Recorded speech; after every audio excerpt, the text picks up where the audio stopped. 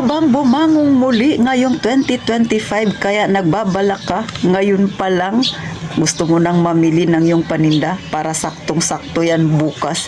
Bising-busy ka sa pag-aayos ng iyong tindahan. Abay, okay na okay naman yan, Sisi. Pero bago mo gawin yan, abay, makinig ka muna saglit kay Ate Tintin. Baka makatulong itong aking ichichismis sa iyo. Kung gusto mo ang ganitong usapan, kung paano tulungang umangat ng kaunti ang ating negosyo at huwag tuluyang bumagsak at lumubog, abay, mag-subscribe ka na kay Ate Tintin. Pindutin mo ang like button na yan kung makaka-relate ka. At syempre, pakishare naman kung hindi kayo busy. Kaya, umpisahan na natin ang real talk nating chismisan. Isa ka ba sa lumubog din ang tindahan? Kaya ngayong 2025, balak mong bumawi. Ayusin na ang pagpapatakbo ng iyong maliit na negosyo. Abay, okay na okay yan. Pero, alisin mo rin ang ugaling ganito. O ano ba ito? Gaya nga ng sabi ni Ma'am Lovely Rodriguez, ang pagiging people pleaser niya raw, isa sa naging dahilan bakit hindi naging maganda ang takbo ng kanyang negosyo. Baka isa ka rin sa ganito, Sisi. Bakit ko ba sinabing alisin ang ganitong ugali? Dahil namimihasa ang mga taong ganito. Lagi kang nagbibigay. Gusto mo mapasaya sila. Nahihiya ka. Ayaw mong may masabi sila. Ang nangyayari, ginagatasan ka na nila. Hindi mo pa nalalaman. Sa sobrang kabaitan mo, mga kasari, ginigisa ka na sa sarili mong mantika. O, ulit. Hindi masama ang maging mabait, maging mabuti, mapagbigay, marunong makisama sa ating kapwa. Pero, piliin mo ang taong pakikisamahan mo. Piliin mo ang taong dapat magkaroon ka ng awa. Bakit? Pagkalagi, lahat na lang ng pumupunta sa'yo, kinaawaan mo. Kahit na yung mga mangungutang na hindi marunong magbayad dahil lang magaling silang magdrama sa'yo, pinagbibigyan mo. Kamusta ang magiging negosyo mo? O baka hindi ka na makabawi ngayong taon na to, baka tuluyan na talagang lumubog yung tindahan mo. Alam niyo mga kasari, eto ha, magkwento lang ako ng kaunti sa inyo. Yung mga ganyang taong ugali nila ay masyadong mapagsamantala. Mga taong magaling lang pag may nakukuha sa'yo. Halos karamihan ng mga may ganyang ugali ay nakasama ko na. Bakit? Si mother ko dati ay nagpapahiram ng pera. So yung mga ganyang ugali, kumbaga basang-basa ko na. Noong nagpapahiram pa si mother ng pera, mga kasari. So karamihan maraming pumupunta dito, mga kaibigan niya sa bahay namin. Minsan 10 oras na ng gabi, kumakatok pa.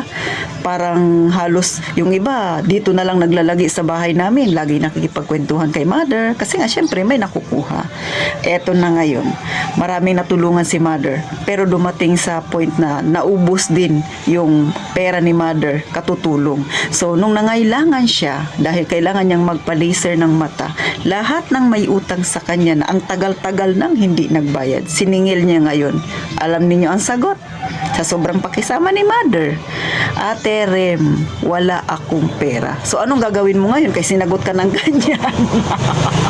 Paano yun? Mga utang nila, 3 taon, 5 taon, yung iba halos 10 taon na. Padaan-daan lang hanggang ngayon dito sa harapan ko, hindi pa nagbabayad kay mother. So di ba? Nakikita niyo ba mga kasari? So, hindi sila mapilit magbayad. Alangan naman ipabarangay mo. Ganun din naman ipapabarangay mo. Maghaharap lang kayo doon. Mangangako lang na magbabayad. Pero hindi yan magbabayad, mga kasari. Na-stress si mother.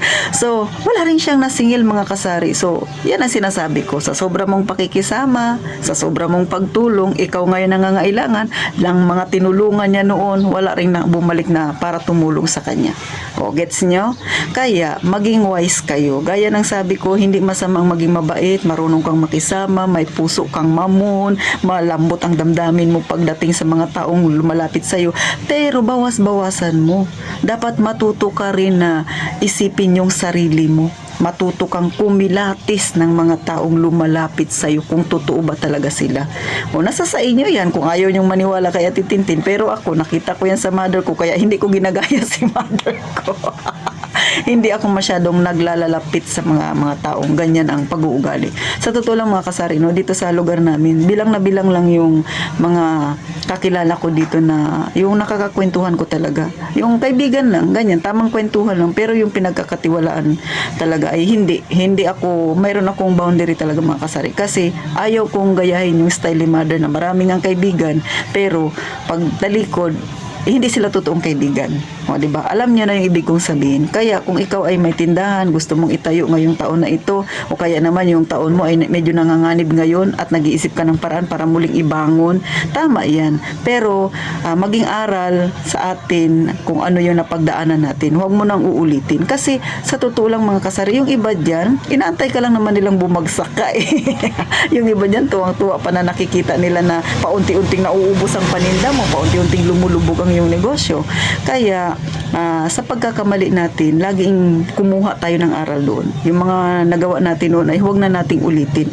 Kumbaga, tandaan natin lahat ng maling nagawa natin. Yun ang maging inspirasyon natin para magpakatatag tayo sa ating tindahan. Hindi na tayo pauuto sa mga ganyang tao. Tama naman yung term. Masakit nga lang na term na nauuto ka, pero totoong term yan. So, hanggang ngayon, kahit kay mother mga kasari, hanggang ngayon marami pa rin siyang mga pautang.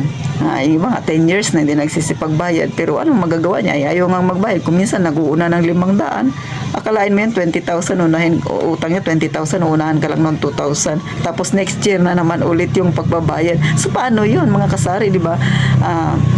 Gaya ng sabi ko, hindi masama ang maging mabait, tumulong ka, minsan piniplease mo yung ibang tao.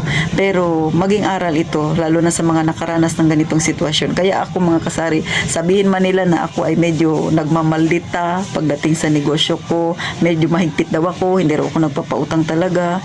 Parang kulang lang sabihin nila, wala akong awa, ay bahala sila. Kasi nga nakita ko na yan kay mother. So ayaw kong mangyari sa akin yung nangyari kay mother.